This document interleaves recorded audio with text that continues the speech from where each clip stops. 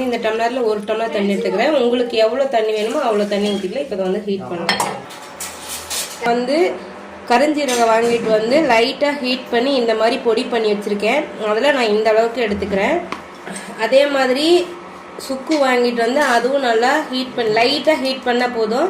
அது ஒரு 1/4 டீஸ்பூன் எடுத்துக்கிறேன். கொஞ்சமாக வந்து மஞ்சத்தூள் அதுவும் உள்ள போட்டுக்கலாம்.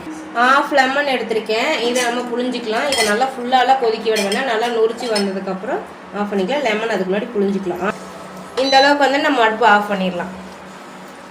வந்து ஸ்பூனால் ஒரு கலக்கிட்டு ஃபில்ட்ரு பண்ணி எடுத்து இதில் வந்து நம்ம ஃபில்ட்ரு பண்ணி எடுத்துக்கலாம்.